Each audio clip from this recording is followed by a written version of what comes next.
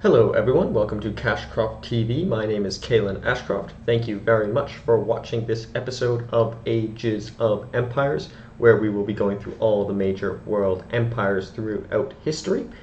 In this episode, we will be covering the Han Dynasty and the Parthian Empire.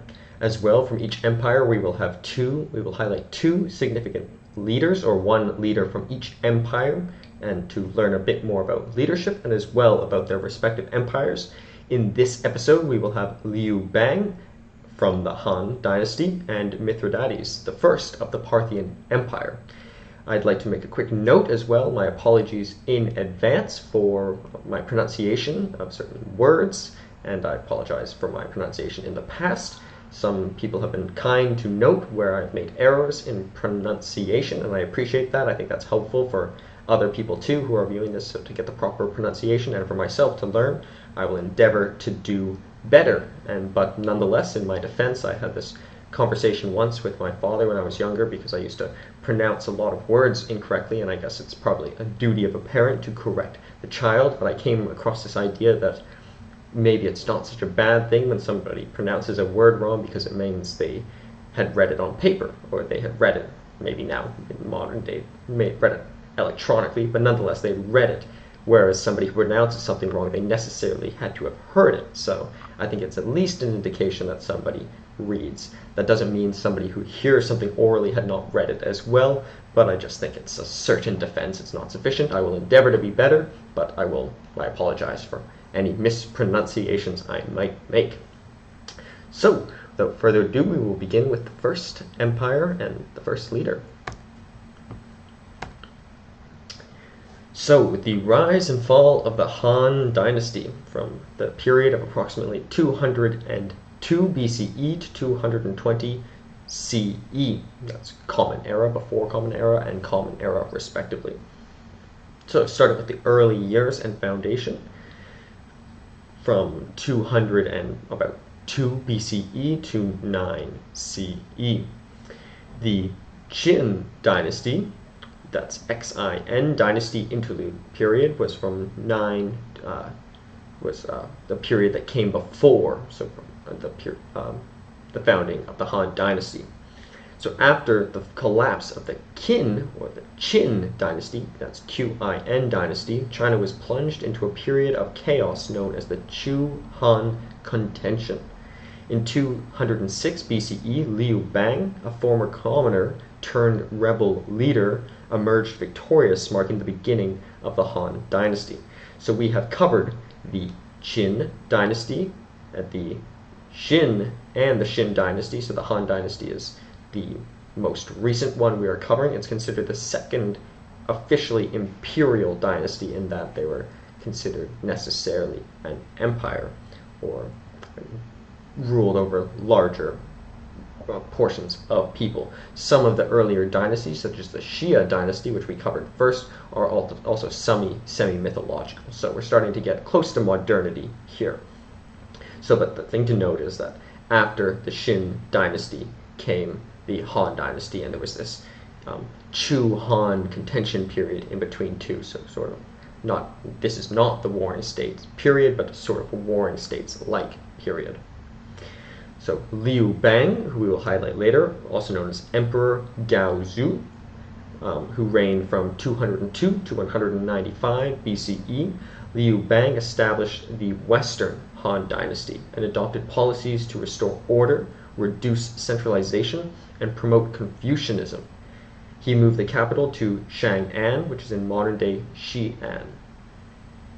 As for Wudi, or Emperor Wu period, who reigned from 141 to 87 BCE, Emperor Wu expanded the empire through military conquests, notably in campaigns against the Xiongnu in the north and the Xiyu kingdoms. We have covered the Xiongnu, who were a nomadic people who ended up ruling over huge swaths of land, and part of the reason the Great Wall of China was actually the earlier parts of the Great Wall of China, which had already been very much developed by this time. But the reason the Great Wall of China was originally built in the north was out of fear from these northern nomadic peoples. So the Emperor Wu campaigned against the Xiongnu, and I hope we covered that empire, and the Shiyu kingdoms in the west, which is in present-day Xinjiang. This period was known as the Wudi era. That's 141 to 87 BCE. His reign lasted 54 years, this Emperor Wu, a record not broken until the reign of Kangxi Emperor more than 1,800 years later. So Wu, I had thought of making the biography specifically about him, however, I decided we'd cover Liu Bang instead, but Emperor Wu is a very, very significant leader in Chinese history, and certainly in Han Dynasty history, as firstly, from being the longest to reign, and was not matched for another 1,800 years. And he remains the record for ethnic Han emperors as well.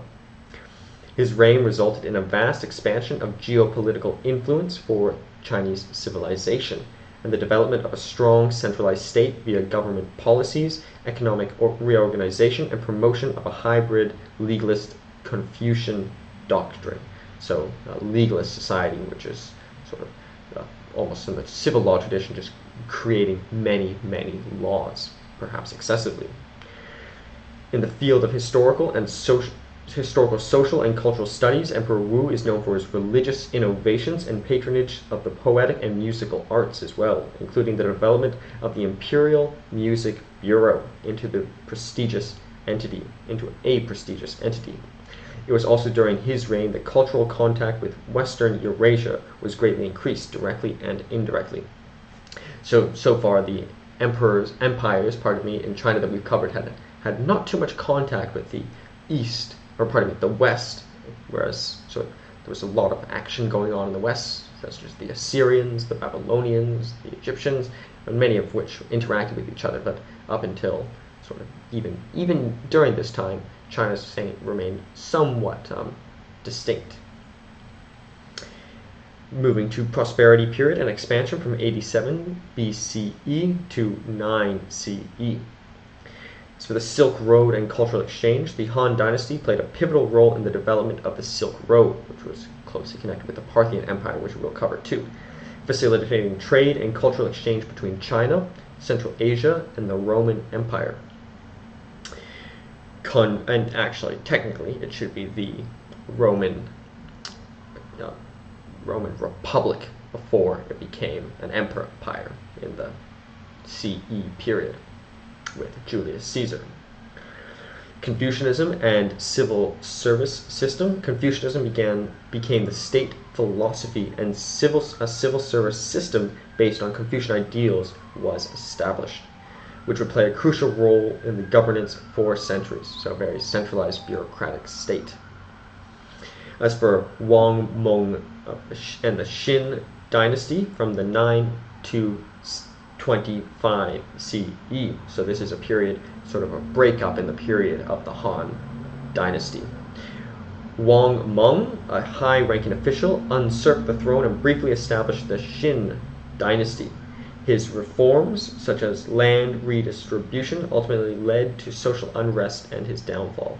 But it's interesting that that's why we have this break from 9 CE to 25 CE.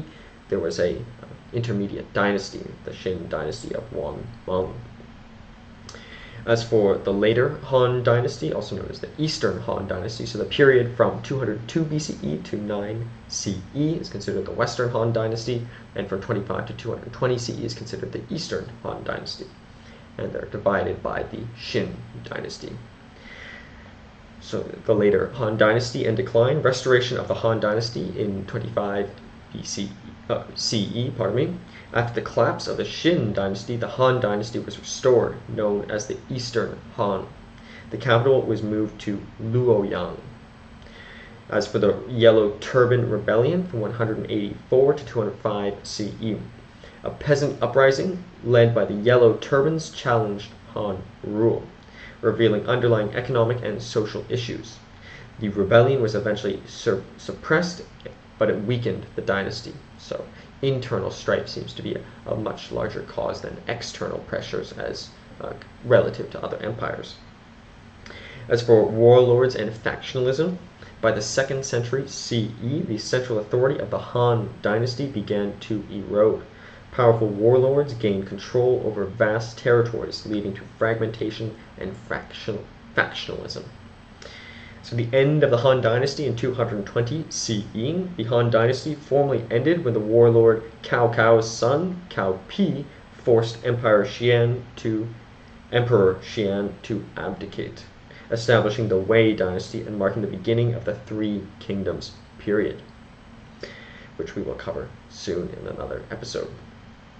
As for legacy, cultural contributions, the Han Dynasty is known for significant cultural achievements, including the development of Confucian philosophy. So we've had many leaders who have spread the idea of Confucianism, but the Han Dynasty was very significant in the spread of Confucianism, making it the primary, if not even the state religion of the Han Dynasty.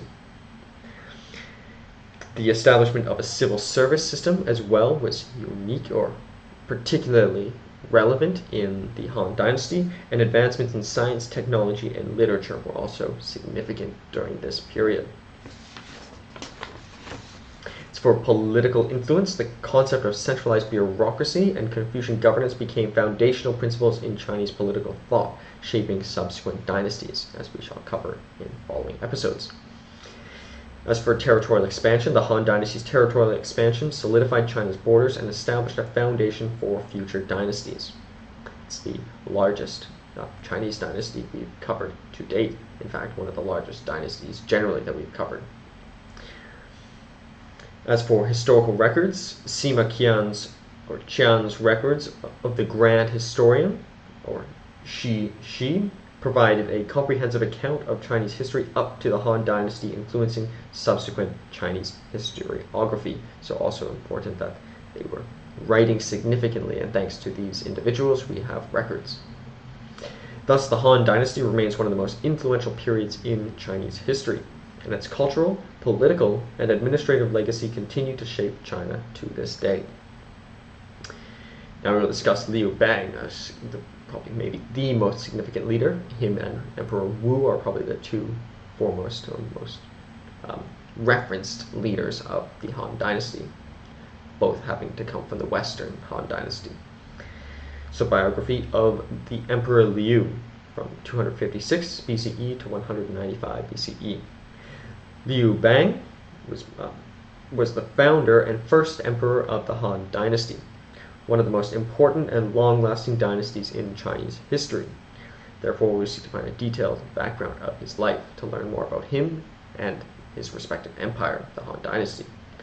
As for his early life and background, Liu Bang was born in 256 BCE in Pei County, in present-day Jiangsu Province, China. He was born into a peasant family, and his parents were farmers, so did not come from nobility, came from not even one of the poorer groups of people. During his youth, Liu Bang worked as a common laborer and later became a petty local official. He was known for his wit, resourcefulness, and ability to connect with people from different walks of life. So really a story of significant rise, as we shall see. As for his rise to power, in 209 BCE, a widespread rebellion known as the Chu Han Contention erupted against the oppressive rule of the Qin dynasty. Liu Bang joined the rebellion as a leader of a local militia, so starting to acquire leadership positions. Through a series of strategic moves and alliances, Liu Bang gradually gained prominence in the rebellion, eventually becoming one of the king leaders alongside Xiang Yu. In 206 BCE, after the fall of the Qin dynasty, the Chu Han contention came to an end with a decisive battle of Gai Xia. Liu Bang's forces defeated Xiang Yu's army, securing Liu Bang's dominance in the power struggle. So through this civil war, one might even call it, he rose to essentially to the top, just likely by being one of the greatest generals, but also by presenting, as we mentioned, his wit, resourcefulness, and ability to connect with people from different walks of life. As for establishment of the Han Dynasty, in 202 BCE, Liu Bang declared himself Emperor Gaoshu of Han, establishing the Han Dynasty. He chose Chang'an, which is modern-day Xi'an, as the capital of his new dynasty. Gaoshu implemented policies aimed at stabilizing the empire, including land reforms to benefit the peasants and efforts to curb the power of the aristocracy. As for his reign as emperor, Gaoshu's reign was marked by his efforts to centralize power and establish a stable government. He relied on competent advisors like Xiao He and Cao Shen to help him govern. So, I think that's somewhat, as much we might be able to derive from it, somewhat humble to have advisors and to value their opinions. He also sought to maintain stability by adopting a policy of letting the world be, it's translated to. This meant avoiding unnecessary conflicts and focusing on internal governance, kind of like for the while the United States had a non-intervention with external relations. Gaoshu encouraged Confucianism as a state ideology, which would have a lasting influence on Chinese culture and governance for later centuries to come. I have an episode on Confucius, or Confuci, and I hope you have or will endeavor to check it out, and I'm thankful if you have or will. As for his later years and legacy, in 195 BCE, Gaoshu abdicated in favor of his son, Liu Ying, who became Emperor Hui of Han. He then took the title of retired emperor and passed away later that year. So I think it was probably because his health was already declining based on the fact that he died later that year, or sometimes there's the hypothesis that once one retires, their body starts to shut down. That might be the cause, or maybe he was very humble to give it to his son because maybe he was in good health, give it to his son to take over during his lifetime. Maybe he wanted a transition period, as in Gibbon's decline and fall of the Roman Empire, for example. The leader would often be called Augustus, and the heir would be called Caesar, so to sort of transition the power to the next leader.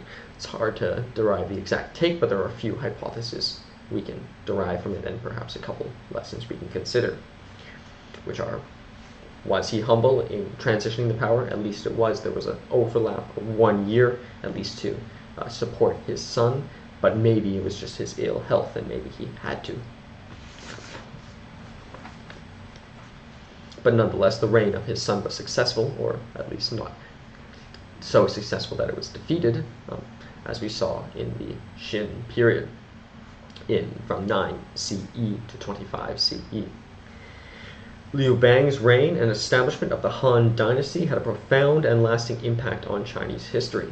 The Han Dynasty would go on to become one of the most successful and influential dynasties in Chinese history, lasting for over 4 centuries, with a small break, to be mentioned, from 9 CE to 25 CE. Gaoshu is remembered as a skilled and pragmatic leader who rose from humble beginnings to found a dynasty that shaped the course of Chinese civilization for centuries to come. He is revered as one of the founding figures of the Han Chinese ethnic identity. Thus, we sought to provide a detailed overview of Liu Bang's life and his significant contributions to Chinese history.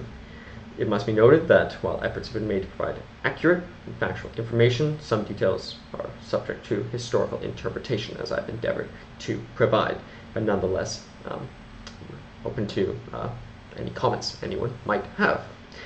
So that is Liu Bang and the Han Dynasty. We'll now discuss the content of the slide. So the title, Liu Bang and the Han Dynasty, which was an imperial dynasty founded by Liu Bang and ruled by House Liu.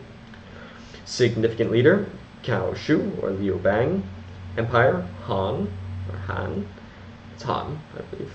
Period, 202 BCE to 9 CE, with a break, and then to 25 to 220 CE. Modern location, China, Vietnam, and North Korea.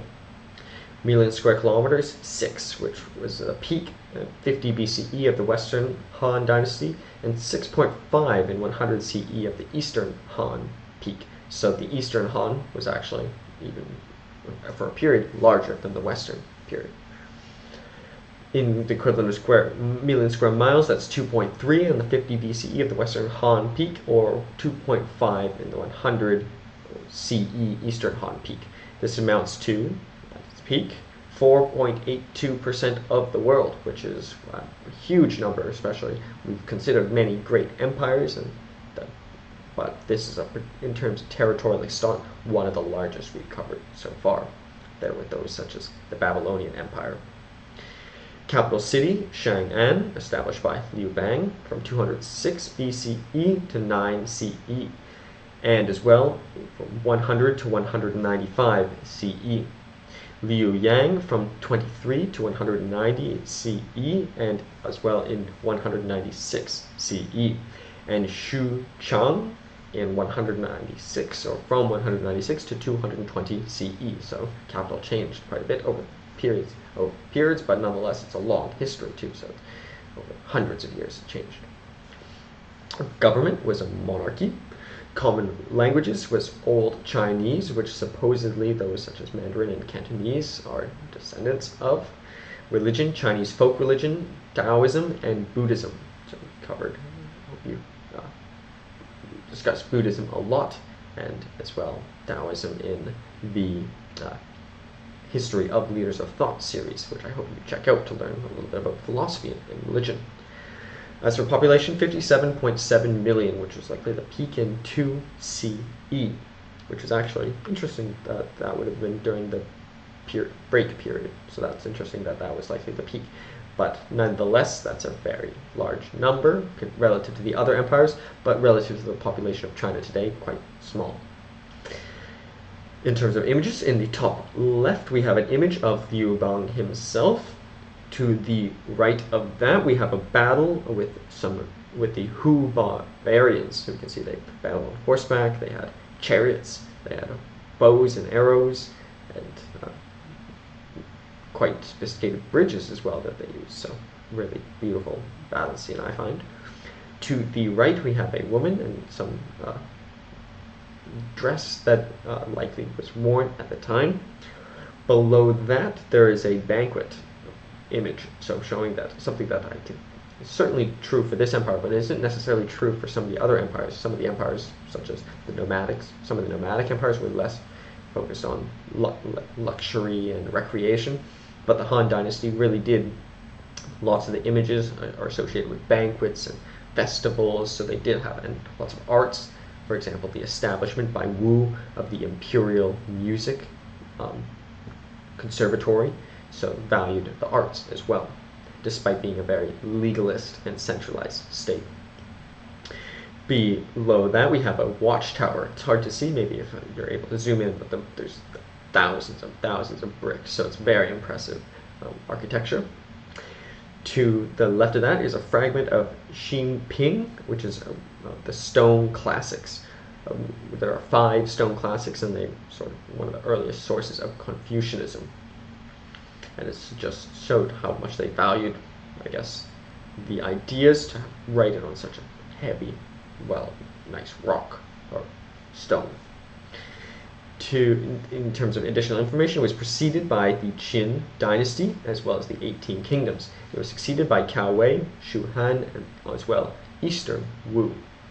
We'll discuss more Chinese history too, so those will all make sense soon if you continue to support.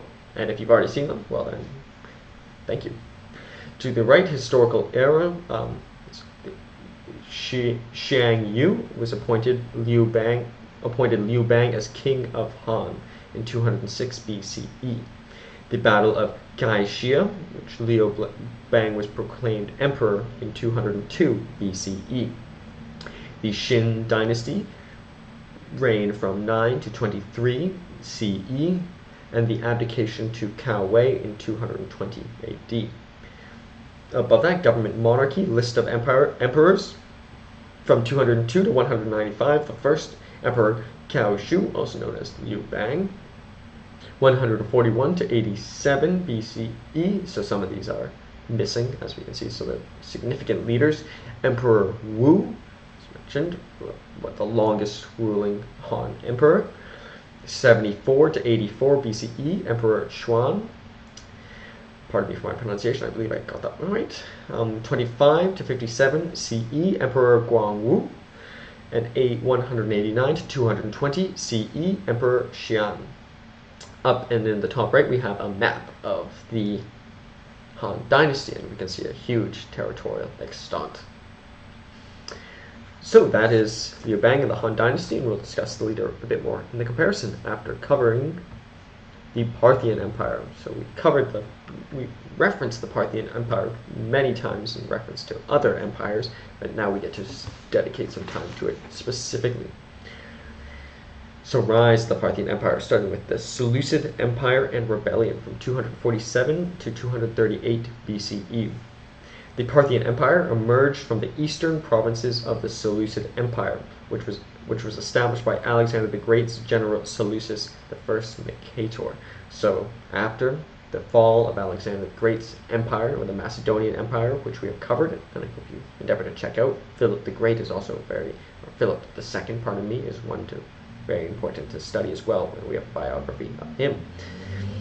So what happened here is the Alexander the Great's empire was divided by those such as Ptolemy and Seleucus. Seleucus established the Seleucid Empire, and the Seleucid Empire also sort of fragmented as well, for example, into the Greco-Bactrian kingdom, which then led to the Indo-Greek kingdom as well, and Indo-Scythians were a bit different, but I hope you endeavor or have checked out those episodes as well. But this is one of the sort of descendants of the Seleucid Empire. In 247 BCE, a satrap a satrap is a local governor, named Andragoras in the region of Parthia, modern-day Iran, rebelled against the Seleucids, creating a semi-independent state. Shortly after, a Parthian noble named Arases I led a successful revolt against the Seleucid and established the Aracid dynasty.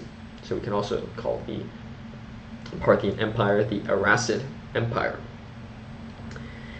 By the time of his death, Arases had laid the foundation of a strong state, which would eventually transform into an empire under his great-grandnephew Mithridates I, who assumed the ancient Near Eastern royal title of King of Kings, as some previous emperors have been called King of Kings, which is a big title.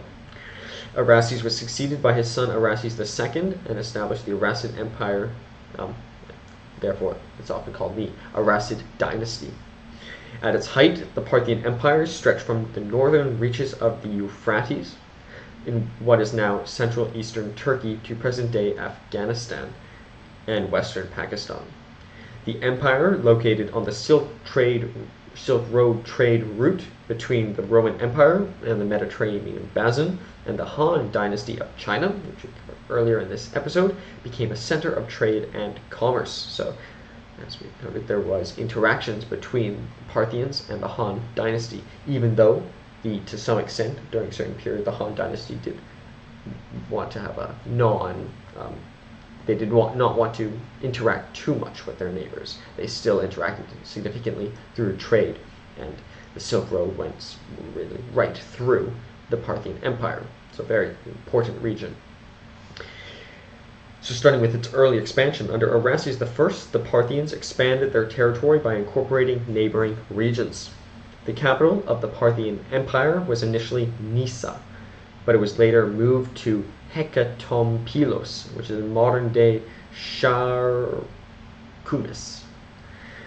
The height of the Parthian Empire, with Mithridates I and territorial expansion. We will have a specific biography of Mithridates soon. From 171 to 138 BCE, this is the height of the Parthian Empire. Mithridates I, also known as Mithridates the Great, significantly expanded the emperor's borders, incorporating Media. We've covered the Median Empire, which the Parthians, as we mentioned, the Parthians were the ones to conquer much of their territories at their end. Or not their necessary end, because they still lived as, they were still there, but they were less distinct of an empire, and even for a time completely vassals. Well, not necessarily even vassals, but they were completely controlled by different empires over different periods. So I hope you endeavor to check out Media, the Median Empire. That's kind of a very important one because it's sort of in the middle of a lot of a lot of movements between empires, so it's very valuable to understand the picture, to understand the Median Empire, to understand the broader picture. As well, incorporating regions of Mesopotamia, as we covered many Mesopotamian civilizations, as well parts of Bactria. So we covered the Indo-Bactrian kingdom as well, which I hope you endeavor to check out. And I'm thankful if you have. As for Mithridates the First, a little bit more detail, however, we will have a specific biography. He reigned from around 171 to 132 BCE, and he greatly expanded the empire by seizing Media and Mesopotamia from the Seleucids. So they broke off from the Seleucids, and they still went back and even took some more. At its height, the Parthian Empire stretched from the northern reaches of the Euphrates in what is now central eastern Turkey to present-day Afghanistan and western Pakistan. As for conflicts with Rome, the Parthian Empire and the Roman Republic clashed in a series of conflicts known as the Roman-Parthian Wars, a very formidable enemy, as one might guess. Notably, the Battle of Carrhae in 53 BCE resulted in a decisive Parthian victory over the Roman army led by Crassus. Crassus, very famous Roman leader. As for decline and fall of the decline and fall of the Parthian Empire, decline and fall of the Roman Empire is a book by Gibbon, which is an inspiration for this book. So the decline and fall of the Parthian Empire, who interacted significantly with the Roman Empire, starting with internal strife and civil wars. So far, every empire that we've covered has had, to some degree, internal strife, many that led to the fall, but they've often had external strife as well. But looking at, for example, the Han Dynasty, it was maybe an exception in that it was only internal strife, and civil wars as well for the Parthian Empire, which we shall see. The Parthian Empire faced internal challenges, including struggles for power among different noble factions. The frequent civil wars weakened the central authority and made the empire vulnerable to external threats. So, as I often try to elucidate, which I believe is both the external and the internal issues sort of feed into each other. If a state is weak internally, it might be abused by neighboring states, or if a state is being abused by neighboring states, there might be more likely internal strife. So I think they feed into each other, I believe. As for the Sasanian rise in 224 BCE, Common Era, the Sasanian Empire under Ardashir I overthrew the last Parthian ruler, Artabanus IV, in 224 CE, marking the end of the Parthian Empire. So the Sasanian Empire was the one to ultimately defeat the Parthian Empire. Not the Romans, it was the Sasanians. As for the legacy, the Parthian Empire is known for its military prowess, hence beating on many occasions the Roman army, particularly in mounted archery, which made them formidable adversaries in battle. There's, at least in my translation of the Old Testament, in David, when he's killing Goliath, it's that he's running towards Goliath and throws the stone. So I think of that as sort of physics manifestation, in that, let's say you throw it at 20 miles per hour and you're running at 20 miles per hour, the projectile is actually going at 40 miles per hour. So it's actually interesting, at least in my translation of the Old Testament, that was considered. But imagine if someone's riding on a horse and shoots an arrow, let's say the arrow is going at 100 miles per hour, and the horse is running 60 miles per hour, the arrow is going 160 miles per hour. So just, I think, something somewhat fascinating. And that would obviously penetrate significant armor, despite how well equipped the Romans were, for example. It was also an important intermediary in the Silk Road trade network, facilitating cultural exchange between the East and the West, interacting with the Han Dynasty, and as well trading into Europe. The Parthians influenced the culture and art of the region, including their distinctive style of art and architecture. Some notable Parthian rulers: Arases I, who reigned from 247 to 211 BCE, and he was the founder of the Aracid dynasty. Mithridates I, who will have a specific biography, who reigned from 171 to 138 BCE, and expanded the empire's territory significantly. As well, there's Surena, who was a Parthian general known for his victory over the Romans at the Battle of Carrhae. Thus, the Parthian Empire played a crucial role in the history of the ancient Western Asia, serving as a bridge between the Hellenistic and Persian rules, a descendant of the Seleucids, who were descendants of Alexander the Great, so there's also that Greek element. Despite its eventual decline, its legacy persisted through the subsequent Sasanian Empire. So although they were defeated by the Sasanians, the people were still there, so still their heritage was embedded in the Sasanian Empire to some extent, which built upon many aspects of Parthian culture and administration. So we will cover that empire as well. So the life of Mithridates I. Likely one of the most important rulers of the Parthian Empire was Mithridates I, also known as Mithridates the Great. He reigned from 171 to 138 BCE and played a pivotal role in the expansion and consolidation of the Parthian Empire. Therefore, we seek to find a detailed history of his life, as much as we can. As much as I can, pardon me. But we'll be doing this together.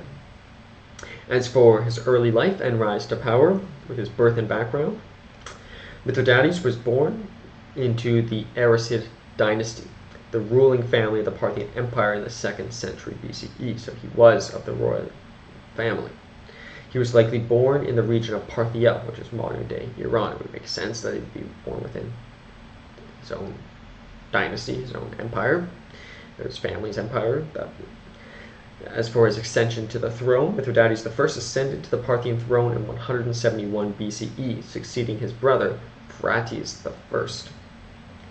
So that's sort of an interesting, I don't know to what extent we can derive some hypothesis, but to gain the throne through a brother rather than to gain it from a father or grandfather might have a different implication, because to see one's brother rule, I don't know the age gap between Mithridates and Pease I, but to see one's brothers fail or succeed, they can perhaps maybe learn from their follies more tangibly than one can learn from the follies of a parent.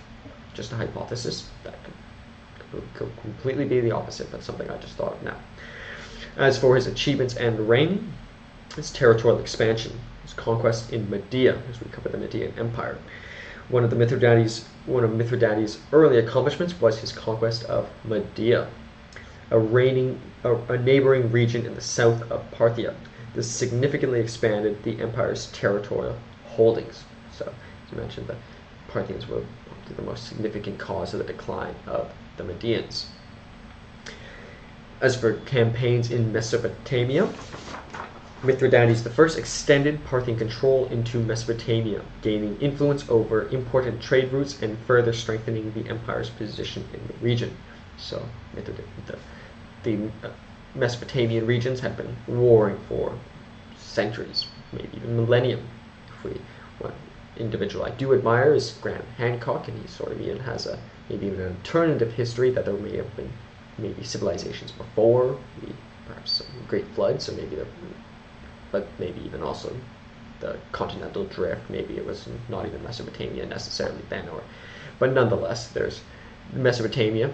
From conventional history, as we know, it has been one of the most lively areas for empires. So the fact that the Parthians were able to conquer many Mesopotamian regions is evidence of superior military abilities for the time, perhaps likely those archers on horseback. As for incorporation of Bactria, we've also covered the Greco-Bactrian Empire. Mithridates successfully incorporated parts of Bactria into the Parthian Empire, further solidifying his control in Central Asia. Bactria was also a branch of the Seleucid Empire, so also therefore Greco-Bactrian, so also had Greek roots.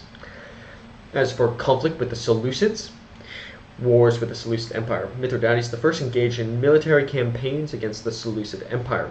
The Seleucid Empire, I hope you endeavor to check it out, and thank you if you have, further weakening their control over the eastern provinces.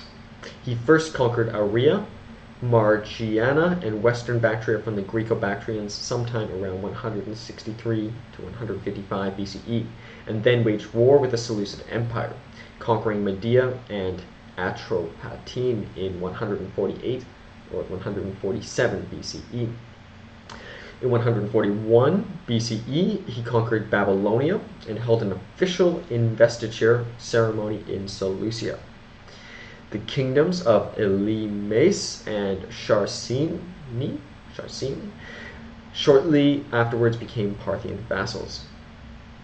In around 140 BCE, while Mithridates was fighting the nomadic Saka, the Saka would come to rule over the Indo-Greek Empire or kingdom. In the east, the Seleucid king Demetrius II Nicator attempted to regain lost territories. So we have Demetrius I was from, this is as a previous episode, I'll briefly summarize it. Demetrius I was from the Indo-Greek Empire, but he was from Greco-Bactrian kingdom, and then he went and conquered the Indo-Greek territories, but then his descendants there was sort of a split. A different dynasty went on to rule over Greco-Bactria, and his lineage would go to rule over the Indo-Greek territory. But Demetrius II, one of his descendants, attempted to regain some lost territories from Parthia, who had been also in this region and conquering many areas. Pardon me, there's a lot of moving parts, but I hope to some extent you're following, and I find this is fascinating, just all the moving parts and empires, and I guess because of the nomadic nature of some of these people, they sort of overlapped in regions. Initially successful, he was defeated and captured in 138 BCE, and shortly afterwards sent to one of Mithridates I's palaces of Hyrcania. That's Demetrius II was initially successful, but he was captured by Mithridates I. And Mithridates I then punished Elymas for aiding Demetrius and made Persis a Parthian vassal. So, complex history there with the lineage of Demetrius I, who we have covered, and I hope you endeavor to check out his biography, where there are some references to Mithridates as well. As for Mithridates I's cultural and administrative contributions, starting with cultural patronage, Mithridates I supported the flourishing of art, culture, and scholarship within the Parthian Empire. His reign is noted for advancements in Parthian art and architecture. As for his administrative reforms, he implemented administrative reforms that contributed to a more centralized and efficient government. Not saying it's necessarily true today, but at least for these early empires, it seems like to the greater degree they were centralized, they lasted longer. And one of the main causes of decline is loss of that centralization. Not necessarily true today. As for his legacy, Mithridates I is remembered as one of the greatest rulers of the Parthian Empire, known for his military prowess and territorial expansion. As for his death and succession, Mithridates I ruled for approximately 33 years, until his death in 138 BCE. He was succeeded by his son Phraates II. As for his posthumous honors, Mithridates I's reign laid the foundation for the continued strength and stability of the Parthian Empire. His territorial acquisitions and administrative reforms contributed to the empire's enduring legacy. As for his notable achievements, his territorial expansion, Mithridates I significantly expanded the Parthian empire's borders, incorporating regions like Media, Mesopotamia, and parts of Bactria, all people with warlike capacities. So it would be one thing to conquer peoples who had no warlike capacities, but to conquer states that had in the past been conquerors themselves is a significant achievement. Not necessarily an ethical achievement, perhaps it depends on what type of rule they brought, but nonetheless an impressive, objectively difficult, but not necessarily moral. As for military success, his military campaigns against neighboring states, particularly the Seleucid Empire, solidified Parthian dominance in the region. As for cultural patronage, Mithridates I's support for art, culture, and scholarship contributed to the flourishing of Parthian civilization during the reign. So it's important. He does have quite a Greek name, and it seems as though he likely had Greek roots. But there's also a lot of mix here, but it's still bringing that legacy of Macedon, or ancient Greece, the Hellenistic culture. Maybe not, I don't know if we can say more than the Greco-Bactrians or the Seleucids or the Indo-Greeks, but maybe it was more, maybe it was less, or maybe they were all equal, but nonetheless, all of these did have that Hellenistic influence, as with Ptolemy as well, in the Ptolemaic Empire. So thus, Mithridates I's rule marked the zenith in the power and influence of the Parthian Empire, leaving an indelible mark on the history and culture of ancient Western Asia. His legacy endured through subsequent rulers and dynasties, influencing the course of regional history for centuries to come. So I often present this hypothetical: if Mithridates I was one of the later rulers, could he have maintained the Parthian Empire and not be defeated by the Sassanians? It's possible to hypothesize, but I ask you what you might think of that. Furthermore, would he have had the capacity to find an emperor, or was he more just carrying the momentum of an already successful empire? So, despite him being perhaps the most significant, perhaps he was just in the right place at the right time. So there's the two arguments. On one side, there's Carlyle on heroes, hero worship, and the heroic in history, a short book but very dense in terms of content. Sort of advocates the argument that a few great individuals have sort of created the course of history, whereas there's the counter argument in the epilogue of War and Peace outlined by Tolstoy, who directly contrasts Carlyle by saying that, in fact, the leaders are just the most efficient cogs in the wheel, and there's just like he says that Napoleon, for example, was just an outsider, and he was a shell for the desires of the French people. So I think there's neither a definitively right. Maybe some leaders are changing the course of events. Maybe some leaders are just floating or just cogs in the wheel. Maybe it's 60-40, maybe it's 40-60. It's impossible to hypothesize, but I'm curious what the answer is, and it probably depends on the individual. So to ask you to consider, what do you think? Do you think Mithridates was just carrying the momentum of the Parthians, or if he himself was integral in its rise? If he was the peak, evidently his successors were not as successful. So in terms of the content of the slide, we have title: Mithridates I and the Parthian Empire, also known as the Arsacid Empire. Pardon me, I've been pronouncing that wrong for a while, I believe. So once again, I apologize. Center of trade and commerce on the Silk Road, so a very important region in which they controlled. Significant leader: Mithridates I. Empire: Parthia. Period: 247 to 224 CE. Modern location: Turkey, Iran, Iraq, Armenia, Azerbaijan, Turkmenistan, Afghanistan, and Pakistan. Million square kilometers: 2.8, equivalent of million square miles, 1.1%, of the world, 2.08. So a massive area, not quite as large as, for example, the Han Dynasty or the Babylonian Empire, or others such as Alexander the Great under the Macedonian Empire under Alexander the Great, but still a huge piece of land, and as well very contested regions. All the regions they controlled had warlike capacities. They've been ruled by different empires over different periods, so it wasn't like they were claiming uninhabited lands. They were not only inhabited lands, but warlike lands too. So a very impressive percent of the world, not necessarily morally for their conquering, but maybe it was, depends on the rule they brought. Maybe conquering's never justified. I leave that to you to decide. But and this percent of the world excludes Antarctica, as it did with the Han Dynasty too. Capital: Ctesiphon, Ecbatana, Hecatompylos, Susa, Mithridates, Asak, and Rages. So many different capitals over the course of its history. Government was a feudal monarchy, so slightly different from some of the, for example, the Han Dynasty was certainly more centralized. Feudal does have a decentralized component. Mithridates was one to increase centralization, but it was a little bit less centralized than some other states with a feudal system. Common language, Parthian, was the official in court and also in the court language, official language, and also the language of literature.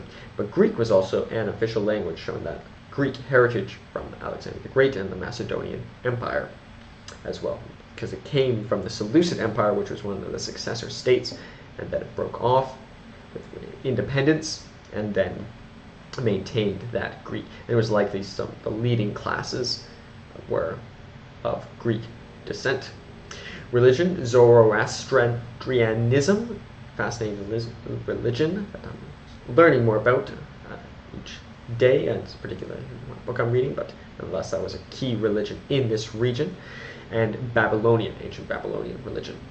Population, 10 to 15 million people, so it's very large. For example, the Han Dynasty was only 57 million, so 10 to 15 million is quite a lot. And because think that 57 million, for example, the Han Dynasty, now the same regions in modern day China would be much, much larger, so populations were just not as large supposedly during this time, but these calculations are often based on how we think their technology and their agriculture would have been able to produce. So maybe it was much larger, maybe we were missing some of their capacity, but nonetheless 10 to 15 million people is quite large, and I think this excludes a lot of their vassals as well, or even their slaves.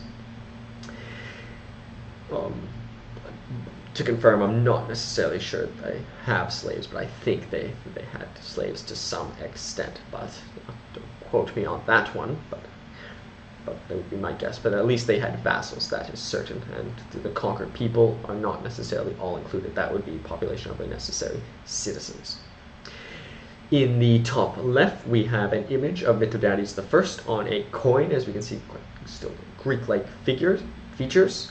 To the right, we have the drachma of Phraates IV, who lived from circa 38 to 2 BCE. He reigned from that period, and it says on it, King of Kings Arases. So it's saying of the lineage of the Arsacids, or Sassid, pardon me, who was him and the other individual before him were maybe the two founders of the empire. I think it was under Arsacid, we consider it officially an empire, and it was his dynasty that it is named after.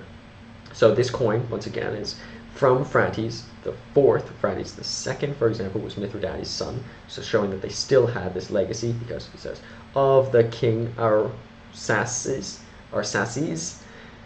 the renowned or manifest benefactor, Philhellene, which means, a new word, I think I knew this word, but I had forgotten, means lover of Greece, or lover of Greek culture.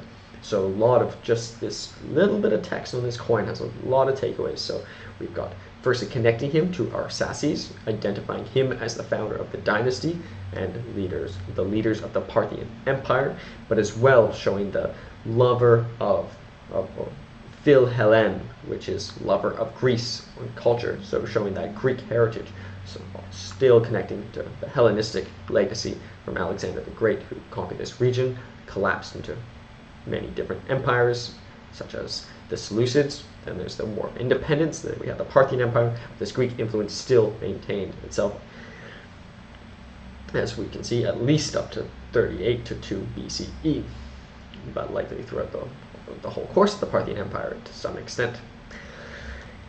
Below that we have a helmet of and the face of a Parthian soldier, as we can see. I find these fascinating, maybe more fascinating than other people, but how modern looking the people look.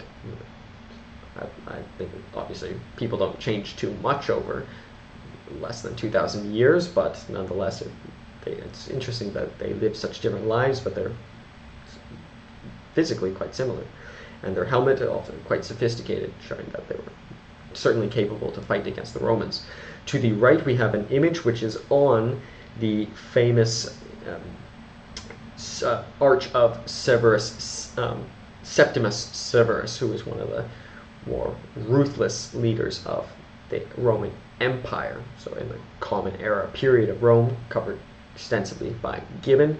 So there's this arch of Severus Septimus, and it has features here on the right, a Parthian soldier with a Phrygian cap being a prisoner to a Roman, so showing that the Romans had always praised warlike abilities. They had the triumphs, for example, but here on this arch, they really were proud of their ability to defeat the Parthians, which is obviously not necessarily great for the Parthians, but it's evidence of their abilities. If they were not someone that were difficult to conquer, they wouldn't need to glorify it. But often it was used for political purposes too. For example, they sometimes exaggerated the strength of another army to make the general seem better. So there was a lot of intrigue, and Septimus Severus was not exempt from this. To the right of that, we have another soldier featuring a shield and holding arrows as well. To the right, we have an image of a Parthian defeating a lion, as we can see by sort of root connections to Heracles or Hercules, who defeated the Nemean lion. Below that, we have an archer on horseback, as mentioned, the very effective military person, and it was allowed them to conquer so much and even go against the Romans. I say, once again, if you're riding on a horse going 60 miles per hour and you shoot an arrow going 60 miles per hour, the arrow itself is going 120 miles per hour because the velocities add. But that being said, if you shoot backwards, it actually, if you're riding a horse 60 miles per hour and you shoot an arrow backwards going 60 miles per hour, it actually doesn't move. So, but the arrow goes faster than the horse, so it would still go. But if you shoot an arrow backwards, it might not be that effective relative to a person. But why would you be shooting an arrow backwards anyways? To the right, but maybe in some movies where I can't think of one off the top of my head, but it would be funny to observe in a movie where they might make that mistake. To the right of that, we have the Charios Temple in Uruk, showing the magnificent architecture and showing their columns. To the right, we have some additional information from 247 to 211 BCE. Arsaces, I pronounced that so many times wrong, my apologies. The first, it was the first ruler of the Parthian Empire, establishing the Arsacid Empire. Another, the last one was 200, who reigned from 208 to 224 BCE Common Era, was Artabanus IV. Legislator was called a Megasthenes. So, as mentioned, it's a little bit different from some of the empires we've covered so far because they had a legislature, so a little bit less centralized government than many. There was a feudal monarchy as well, but definitely it was still hereditary monarchy. That's why the Arsacids maintained their name. It was preceded by the Seleucid Empire, and it was succeeded by the Sassanian Empire, which we will cover. And at the top right, we have a map showing the enormous territorial extent of the Parthian Empire, which is all very contested regions. So we will now do, in the style of Plutarch's Parallel Lives, a comparison between the two. I do note they are somewhat different leaders, but nonetheless we can learn more about them by learning about how they're different. If we learn about them in isolation, it's hard, at least for me, to sort of see what's unique about them.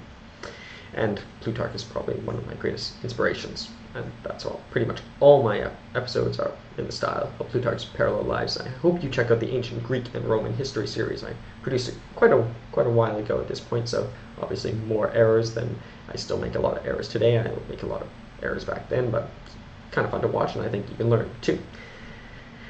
So, in terms of historical context, starting with Liu Bang from 256 to 195 BCE, Liu Bang was the founder and first emperor of the Han Dynasty in China. He rose to power during the Qin Dynasty and played a crucial role in overthrowing the short-lived Qin Dynasty, that's Qin, which marked the end of the Warring States period in China. So it was the Warring States period. As for Mithridates I, from circa 195 to 132 BCE, Mithridates I was the founder of the Parthian Empire in the ancient Near East. He established the empire where his great-grandfather had rebelled against the Seleucid Empire, which had been a dominant power in the region after the conquest of Alexander the Great. So difference here, Liu Bang came from poverty, came from a family of peasants, really, whereas Mithridates I came from royal lineage. So clear difference here. That doesn't necessarily mean that Mithridates I wasn't a better leader, but he definitely did not have to climb as far as Liu Bang. As for the rise to power, Liu Bang was a commoner who initially served as a minor official. He gained prominence as a military leader during the Chu-Han contention, a power struggle that followed the collapse of the Qin dynasty.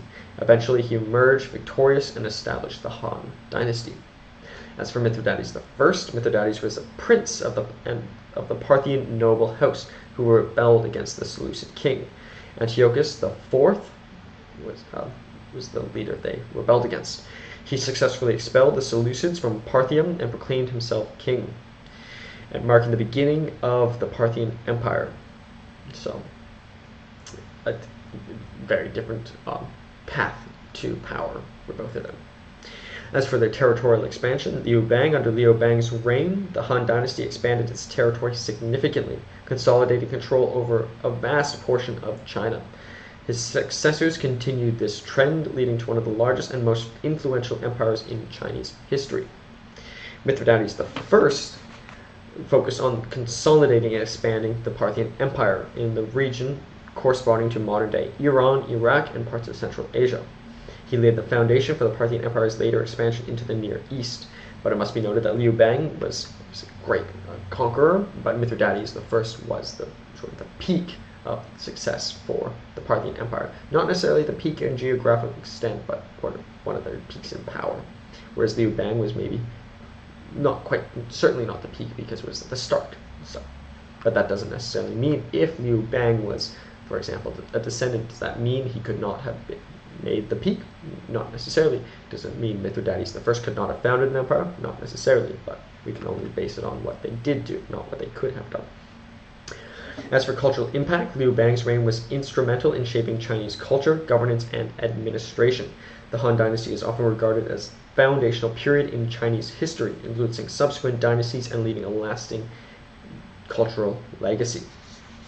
As for Mithridates I, Mithridates expanded the Parthian control into Mesopotamia, a very contested region with many great empires in the past, gaining influence over important trade routes and further strengthening the empire's position in the region. So maybe a difference here is that maybe at least generally the Parthian Empire was a little bit more involved in trade necessarily because they were on the trade route. However, the Han Dynasty was the ultimate destination of the Silk Route, so maybe not necessarily a big comparison there. And it's hard to ascribe to what extent Liu Bang and Mithridates I were respectively important in the trade of their two empires directly. As also for Mithridates I, incorporation of Bactria, Mithridates successfully incorporated parts of Bactria into the Parthian Empire, further solidifying his control over Central Asia. As for conflict with the Seleucids as well, he battled much with the Seleucid Empire. Furthermore, while the Parthian Empire did not have an enduring impact on world history as the Han Dynasty, Mithridates I's establishment of the empire marked a significant shift in the power dynamics in the Near East and influenced the region's subsequent history. So that's I think maybe not fully grounded argument, because there were states within China that could be considered states on their own, and within the regions in which the Parthian Empire were, there were many states too. So nonetheless, they were both great conquerors, and they both definitely were significant, and I wouldn't put either above the other. But As for their legacy, Liu Bang's legacy is celebrated in Chinese history as the founder of the Han Dynasty, a dynasty that endured for over 4 centuries and played a crucial role in shaping the cultural, political, and administrative foundations of China. As for Mithridates I, Mithridates is remembered as the founder, well, as one of the leaders, remembered as the founder of the Parthian Empire, but as the one who got to its peak. He's also the most famous of the Parthian emperors, so or Sassies, although he might be the equivalent of Liu Bang, is not quite as renowned as Mithridates I. And the Parthian Empire played a major player in the ancient Near East for several centuries, and eventually rivaling the Roman Empire. Thus, Liu Bang and Mithridates I were both instrumental in establishing powerful empires in their respective regions, leaving indelible marks on the histories of China and the Near East. Their accomplishments and legacies continue to be studied and appreciated by historians and scholars today. So, both of them certainly made it into the history books. And there's a lot we can learn from both of them and their respective empires. So, thank you very much for watching this episode of Ages of Empires. My name is Caitlin Ashcroft. Once again, I apologize for my pronunciations. I'm endeavoring to do better, but at least I'm reading it in the first place. So, thank you, and thank you for pointing out where I might make mistakes. And this is CashcroftTV, and I'm grateful for your support, and I hope you continue to do so. Thank you very much.